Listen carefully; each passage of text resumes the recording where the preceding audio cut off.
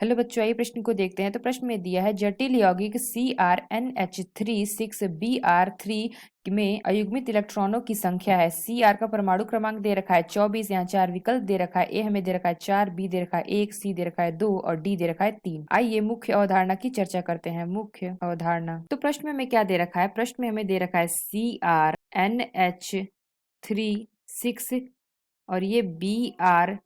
तो यहाँ पे क्या रखा है? यहाँ पे हमें दे रखा है Br3, यानी कि CrNH3 का 6 ये हो जाएगा हमारा Br3 है, यानी कि +3 हम लिख सकते हैं। तो यहाँ से हम इसका ऑक्सीकरण संख्या निकालें तो हम ऑक्सीकरण संख्या कैसे निकालेंगे? तो हम Cr को मान लेते हैं x, और जो हमारा NH3 होता है इसका क्या होता है 0। तो यहाँ से हम निकालें तो हो जाएगा x + 6 है, तो ये हमारा 6 गुणे क्या हो जाएगा 0 और बराबर +3। तो यहाँ से अगर हम x निकालें तो x हमारा आ जाएगा +3। तो यहाँ पे हमारा Cr का क्या आ गया? ऑक्सीकरण संख्या +3। तो यहाँ से अगर हम लिखे Cr क्रोमियम का, अगर हम लिखे +3 का इलेक्ट्रॉनिक विन्यास, तो ये हमारा हो जाएगा Ar और ये हो जाएगा 3D का 3। तो यहाँ पे क्या 3 इलेक्ट्रॉन है। तो अगर हम इसको भरें कक्षक में तो ये हमारा क्या हो जाएगा?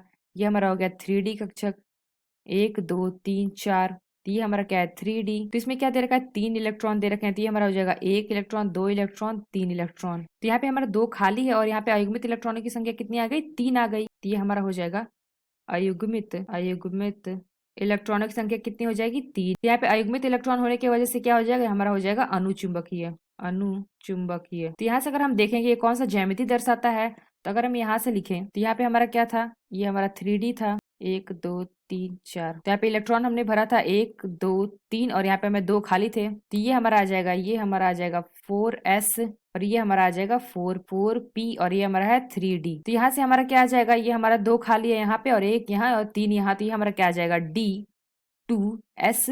s में 1 है तो ये हमारा s और p में कितना है 3। तो ये हो जाएगा 3।